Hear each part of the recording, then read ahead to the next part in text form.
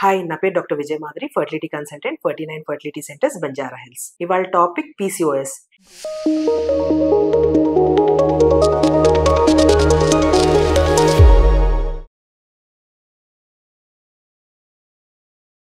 Every year September month ని PCOS awareness month గా celebrate చేసుకుంటాం అనమాట.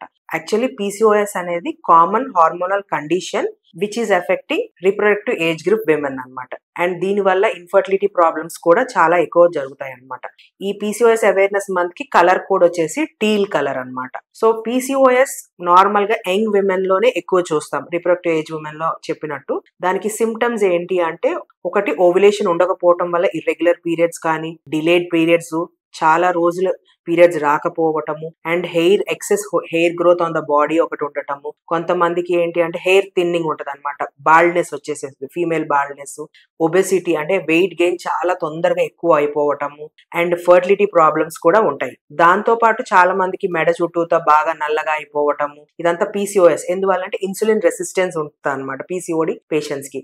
దాని వల్ల కూడా ఈ బ్లాక్ కలర్ వచ్చే ఛాన్సెస్ ఉంటది, డయాబెటీస్ ఎక్కువ వచ్చే ఛాన్సెస్ ఉంటది, అండ్ మళ్ళీ చాలా మందికి మెటబాలిక్ సిండ్రోమ్ అని కూడా అంటాం అనమాట, అది కూడా వచ్చే ఛాన్సెస్ ఉంటది. ఒక్కొక్కసారి దీని వల్ల ఎండోమెట్రియల్ కార్సినోమాస్, ఎందుకంటే మనకి పీరియడ్ అనేది రాదు, ఓవ్యులేషన్ అనేది జరగదు అనమాట. సో పీరియడ్ రాకపోవటం వల్ల ఒక్కొక్కసారి గర్భసంచిలో ఉన్న లేయర్ బాగా మందంగా అయిపోవటం, ఇవన్నీ కూడా కారణాలు అవ్వచ్చు అనమాట. PCODకి సిమ్టమ్స్ మోస్ట్లీ ఇట్లా కనిపిస్తాయి అనమాట. సో PCOD వాళ్ళకి పిల్లలు ఎందుకు పుట్టరు అనేది కూడా చాలా మందికి, అంటే డిలేడ్ పీరియడ్స్ ఉంటాయి కదా, చాలా తొందర PCOD ఉంది అందుకని మాకు పిల్లలు పుట్టట్లేదు మేడం, పీరియడ్స్ టైంకి రావట్లేదు అని కూడా చాలా మంది చెప్తా ఉంటారు. ఎందువల్ల PCODలో రాదు అంటే, మెయిన్ థింగ్ మనకి ఎవ్రీ మంత్ పీరియడ్ రావాలి అంటే ఒక ఫాలికల్ అనేది గ్రో అయ్యి దాంట్లో ఉన్న ఎగ్ రిలీజ్ అయితేనే మనకి పీరియడ్ వచ్చింది. ఎందుకు, ఫస్ట్ 14 days ఫాలికల్ అనేది గ్రో అవుతుంది, దానిలో ఉన్న ఎగ్ రప్చర్, ఓవ్యులేషన్ టైంలో రప్చర్ అయినప్పుడు అది ట్యూబ్ లోకి వస్తే ఆ టైంలోనే భార్యాభర్తలు కలిస్తే ఈ స్పర్మ్ ఎగ్ మీట్ అయితే మనకి ప్రెగ్నెన్సీ వస్తుంది అనమాట.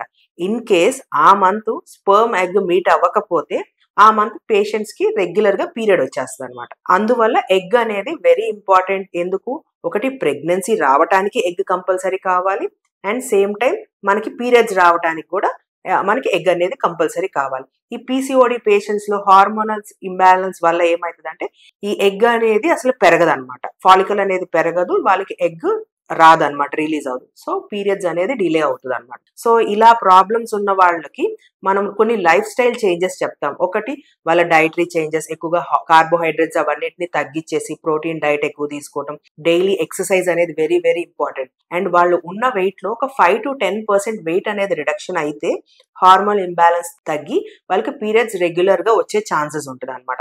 చాలా మంది ఇలా చేసినా కూడా అవ్వని వాళ్ళు ఉంటారు.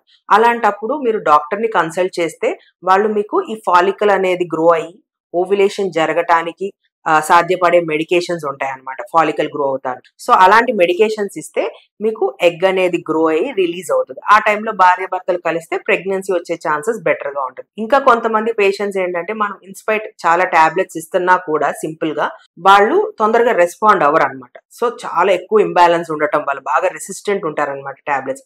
అలాంటి వాళ్ళకి కొన్నిసార్లు ఏం చేస్తామంటే ఓవేరియన్ డ్రిల్లింగ్ చేస్తాం అనమాట. అంటే అండాశయాల్లో కొంచెం చిన్న ఒక 3-4 చోట్ల కాలుస్తారనమాట. సో దట్ ఆ హార్మోన్ ఇంబ్యాలెన్స్ తగ్గే ఛాన్సెస్ ఉంటది అన్న ఇదిలో అనమాట.